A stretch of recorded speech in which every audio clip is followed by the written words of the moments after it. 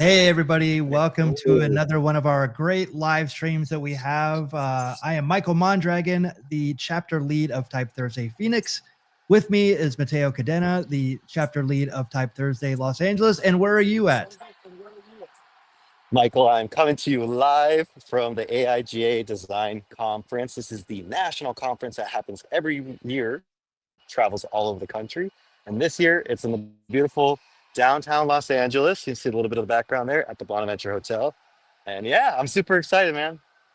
That's great. And I know that we have a lot of great friends there and a lot of colleagues as well. And it's actually, it's kind of wasn't on my Yes. radar for a while. And because, Adobe Max, I've been so focused on Adobe Max at the end of this month. But tell me more of what AIGA, the conference, has there. Yes, sir. And speaking of colleagues, I saw Rachel Elnar, the founder of the Type Thursday Los Angeles chapter. So she's here, the rock stars in the room. Julie Manthe from AIGA LA, one of our favorite people of all time. She supported everybody during our time at AIGA LA. And so AIGA, for those who don't know, it is a design association. They champion design from graphic design to trending design, UX UI experience, and bringing people together to have conversations about what's happening, what are the trends. And specifically, this conference brings people together from all over the country and speakers who hit different niche topics. And the one that I was jumped into, which I had the pleasure to like arrive right on time when it was happening, was about setting your price as a designer and how not to burn yourself out by underpricing yourself. Amazing conversation. So many people in the room needed to hear what those advice and those tips were. Um, I'll share one tip. A lot of designers tend to give a price and then scope creep happens and they start doing more work for free. And it's like, if you're doing work and you gave a quote and more work is getting added on by your client, that's when you say, would you like to know how much that would cost to add those additional tasks into this project? I can give you a quote for that. And usually the client will be like, yeah, sure. Sometimes they'll be like, oh, it's going to cost more.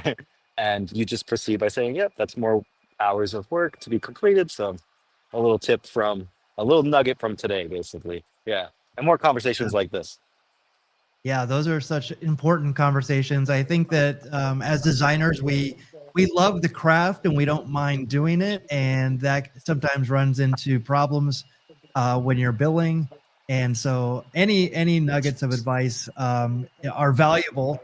And also, we were talking about volunteering and the importance of volunteering, and that is That's exactly how right. you made it to this conference in the first place. Tell me more about that.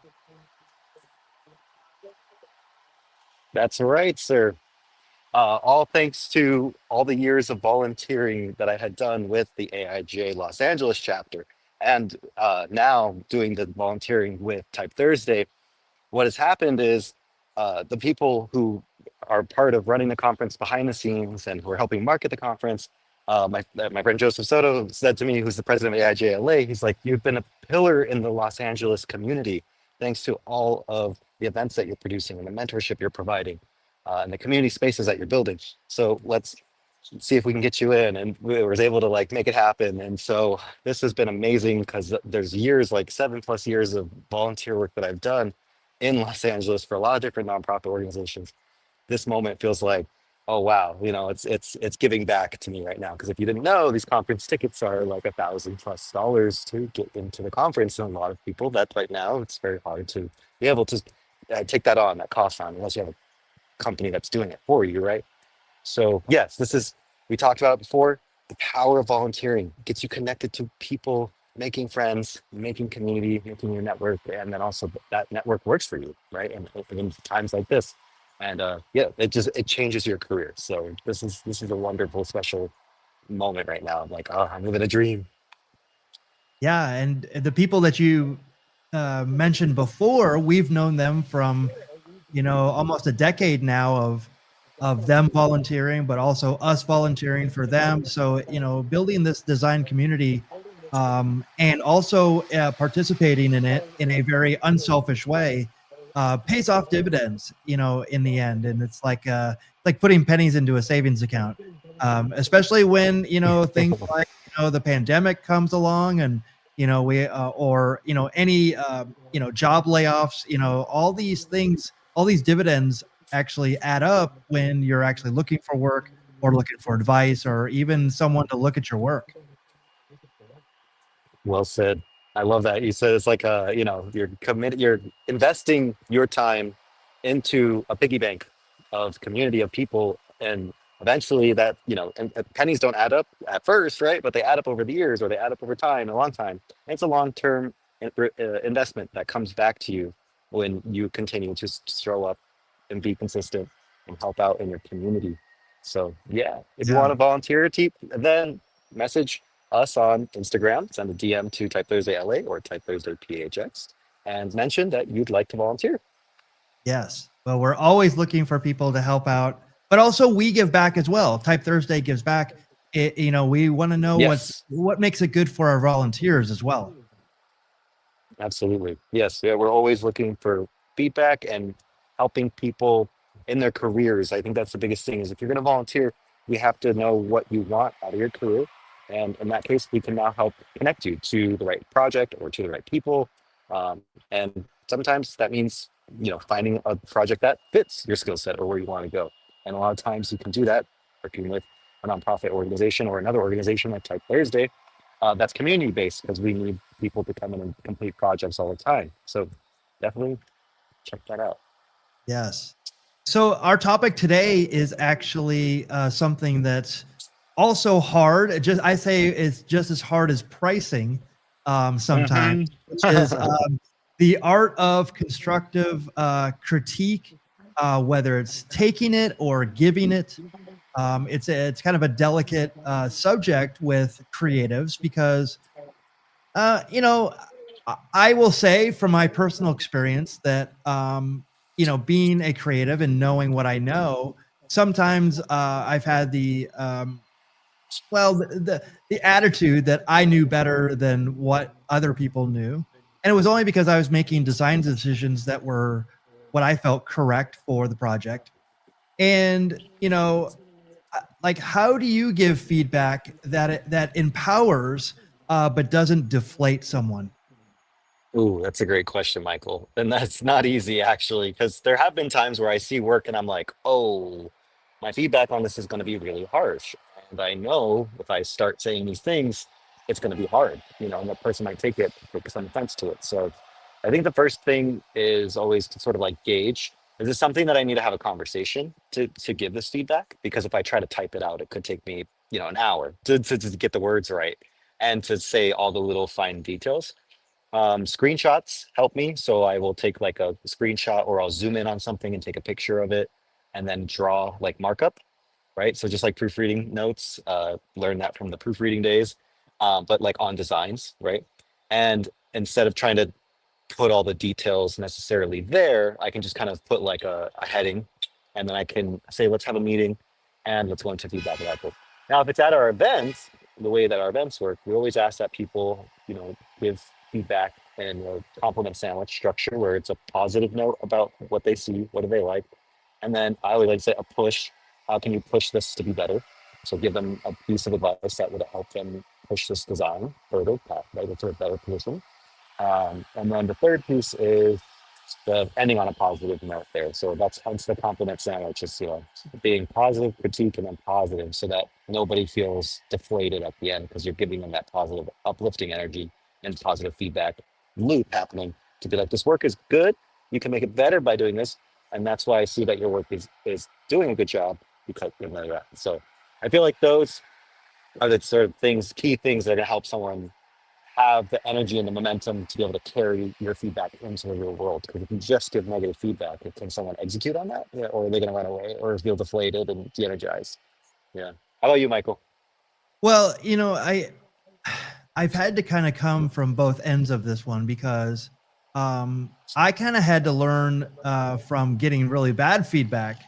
And then Deflates. that really formed the way that I gave, because I actually almost like was paralyzed when I actually was put in a position of Ooh, actually giving critique or, or trying to help. yeah.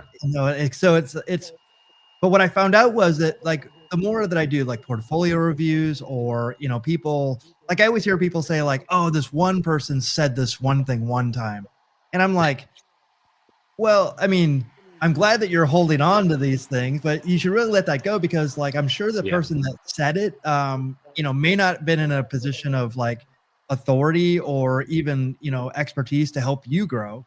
And it was more like, just do what I say. So I think that the way I approach it is I'm upfront with people the way that I'm going to give feedback. And I think that Nice. that's also a good clarification of how I approach it, because like I may say, like I go, make the headline centered, and make these two elements, make them work with the headline. Okay. That's very direct, and a lot of people will take that offensively because Hmm. I'm too direct. There's Mm. some massaging in there. But what I say is, I'm talking to you like a creative director. Like Yeah. we're on a Yeah. deadline, and I'm cutting out all the fat. We can chit chat over a beer later, but it's like we need like in Good a point. like a NFL game. They don't go like, well, let's go sidebar this. No, it's like in the moment. It's like we got to get this. We have a deadline. I have all these things going on. So I think that also the tone is also something that I work hard on, because I'm from the school of like just get it done. That's what I've had my whole life. But I think there's more of a personal relationship these days as to younger designers, as well as how they get feedback and how they receive it the best. So it's been Yeah. it's been a work in progress, I think, for all of us to do this. That's a great point, Michael. I mean, there's times where being upfront can really help people because they can kind of just mentally prepare themselves of like, oh yeah, this is game time. Let's roll. Like, and let's hear the feedback, and then let's try it. Let's move forward and get this done. And you're right. There's a lot of people who like we stick something sticks from a negative feedback that we've had, and so we start to sort of maybe get stuck there, paralyzed in the sort of inner critic because it's echoing those same words. But this is why sharing your work with other people can help you get out of your head, right? And get out of your like way on that paralysis state that sometimes we get into as creatives. And oftentimes you'll actually find people's reaction to your work is positive, and they're just Mhm. giving you a little direction and guidance that could make it even better. So it's great to put your work out there, ask mentors for feedback, or share your work at a space like Type Thursday, because you're gonna get feedback that's gonna help you grow and learn, right? And then take that design and really make it engage people, cut through the noise. Yeah, and I also learned the difference between critique and criticism. And I Yes, had to do yes. this recently because someone wanted me to do like a UI UX audit of an app. And I kind of had to say the things that were like really standing out to me, which was it was the color. They actually had they didn't have much contrast in the app, and there Oh was a no. lot of like it was super dense. But I'm like, if you just make where the text is, make that white behind there and just make it black Mhm. text, you've achieved like what you want right there. Yep. And Solve the then also problem. things like there was like double periods and things. I'm like, how? I mean, I'm gonna see that right away. And so I'm not saying it to criticize. I'm saying it to Mm. actually make it better. And and I click on things as well. I make sure that it goes where it says it's supposed to go. So I don't skip over those things. And if your ego is fragile when it comes to this, I'm not. It's not meant to be. Like I'm literally doing it just to make everything better. Well said. Well said. And in a user experience context, I think that the experience applies to all these different industries and practices. Is that like if the design itself is not usable, then you're going to be not meeting the metrics, right? You're not going to be engaging people. People are not going to click. People are not going to buy. They're not going to hear your message, right? So when you make the experience reach people effectively, and like you said, the contrast ratio has to be high enough so that we can read the words. So a lot of people will pick when I'm working with designers, they pick colors that don't have high enough contrast ratio. That's something I did in my early career, even mid-career. I would do the same thing until I learned about accessibility issues and the fact that well, a certain colors won't contrast enough to be able to read, right? So now, so I have something there, whether it's in print or digital, half your audience can't read it. Well, of course they're not going to click buy now, because they can't read it, they can see it. So I think you're right. These principles apply in all different design practices, and that's why I think it's great we're talking about it now, because you can carry these into your daily design workflow. Yeah, and the last person that you want to see your problem or interact with your problem is your customer. So, Yeah, yeah, and usually sure. the designer usually takes the blame for that, of not Yep. seeing it. So Yeah. Even that's if a you big didn't thing. create the problem, but if you didn't catch the problem, you could still That's it. be the one to blame, right? So because they're hiring an expert with a design experience, this is where you need to lean in and share your experience and be able to advocate for design with your clients you work with. And that's where, yeah, again, why presenting at Type Thursday helps you, because you can learn how to talk about design and make a case for design, as well as hear how other people make a case for why they might change something. And then that gets your brain thinking faster, quicker. So when it comes up in a conversation with the customer, client, you're able to just have the answers much faster there. Yeah, you're right. And when you present something at Type Thursday, and this is something I learned a long time ago, and it got me kind of addicted to it. Like I wanted to show my work all the time. Yeah. Was I had created the ability to, and confidence to be open with my work, but also take the notes or leave the notes. It's also, you don't have to like take, you don't have, I think that that's also something that people also kind of misconstrue in this whole thing, is that like every note is not a note to change something. Mm-hmm. It's a feedback, and it's like Mm-hmm. you can take the good and the bad with what it is, but if you keep on hearing the same things over and over again, I think it's something that you should think about as your designs, especially when you're getting feedback from people that are more experienced, but also have more better eyes on this, and are working in bigger projects. Um, I think we may have lost you, Matteo. Are you still there?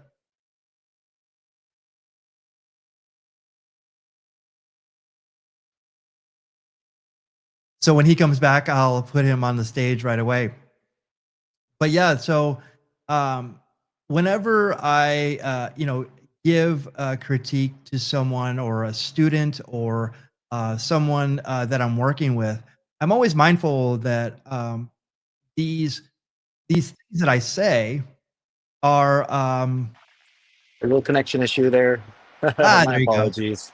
No, Welcome. no I'm worries, back. no I'm back. worries. Good to be back. Yes. Sorry, sorry. Yeah, no, no. I was, I'm always mindful about how I come off when I am giving feedback. Knowing like I need feedback too, and I think that that's also something too. Like I'm not above getting feedback. I'm not. Mhm, My design mhm, career has been long enough where I could probably be arrogant about it and say like, oh yeah, whatever. But actually, I'm still curious about growing. I'm curious about the current state of design. So I'm willing to get feedback. And I probably don't ask for it enough. What would you say about that for a professional who's actually, been in the business for a while and has practices and processes? How do you feel about taking and receiving feedback? it's being human. It's still hard. Okay, right? Like as humans, we get really attached to the things that we create.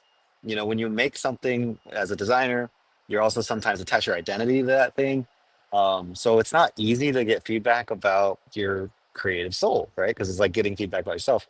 But something that I've always heard, it's easier said than done, is to separate yourself from the work, right? So when someone's giving you feedback, they're not critiquing you, and they're not critiquing you as a person. They're critiquing the project that you put in front of them and how it's going to engage in the real world for other customers and whatever that end goal is. If it's to buy something, sign up for something, that's what we're critiquing. And as soon as you are able to separate that in your brain and then get the feedback, you'll see already a new sort of openness that you're able to sort of receive the feedback with. And then that's also how I try to approach things and letting people know. hey, this is about the work and this is about the problem we're trying to solve. And the solution you've provided may not be getting us to solving that problem the best way. And so that's, we always contextualize it to, it's not you, but here's the problem that we're faced with. Here's a solution that you've tried to create, or but it's like we're trying to fit maybe a square into a circle. We just got to shave the edges off, or it's almost a circle. We just got to shave the edges off a little bit more, and then it'll fit through to solve the problem. So yeah, I think it's just sort of acknowledging that we're all human. We all have feelings when it comes to getting feedback and giving feedback, and being kind, courteous, and polite. I think the art of constructive critique is keeping in mind that we want to help each other grow and learn. And we all can learn from each other too. There's no one person who has all the answers in the room. And so I think it's that open dialogue and communication back and forth as well. But keeping in mind that, yeah, we're here to solve this problem. How can we all push this idea further? And just being open to collaborate creatively. So here's the elephant in the room that and maybe that's why we have this discussion. So do you think that sometimes people will take criticism as not in what you were saying, but actually an indictment on your skill level? Let me rephrase that one for me, Michael, so clear. So what I'm saying is, it's like sometimes I think that you know, people might take it that they don't think that they're good enough to do the designs that these other people are saying. So because I always, I kind of felt like that sometimes when my bosses would say like, you know, like make, and I'm just like, well, I go, you know, I don't know if I can make it like that. I didn't say that to them. And it's actually, it was hard for me to make something bad. And it was also hard for me to make what they were actually, and kind of mind read in a sense of what they really wanted. So I couldn't do that fast. And so like, I felt like they were kind of more infringing on what my skill level was at that time.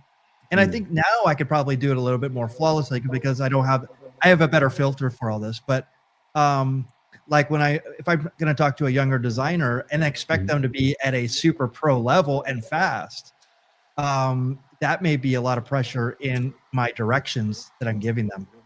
Yeah.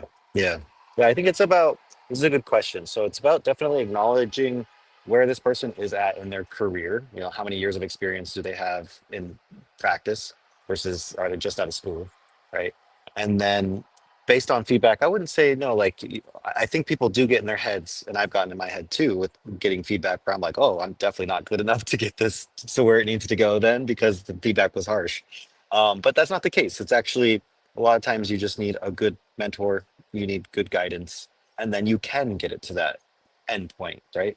It's kind of like trying to run a marathon but not having any water at all along the route. Like, sometimes the feedback feels like that. We're running the marathon, we're trying to get to the end goal, but our body is just shutting down and we need a little bit of water along the journey to finish the race and hit the goal. And that's from the water is your mentorship or reaching out to people, your community, your network, researching, seeing what's been done by other designers trying to solve similar problems, looking at your competitors and seeing how they've like made it the same thing that you're trying to make. And then suddenly you're like, wait a second, what they've made is actually like, it's better than this, but I could do that too. Now you start to see like the reality is, well, I could do that because you have the clear steps to get there versus sometimes we have just an emotional reaction when we tell ourselves we're not good enough. So yeah, I think having a mentor is a great thing, and you get mentorship through volunteering in the community and working with other people, building community like we are at Type Thursday, or our friends here at AIGA, who also build community and give mentorship to each other. So that's a key factor that will help anyone in their career. Is having someone to call or lean on in those times when you get harsh feedback and you need someone to call on, you know. Yeah, and I'm going to equate this to something I'm pretty passionate about, which is music. I heard this one guy say like that he was talking about like bands, like literal bands, like with drummer, guitarist, singers.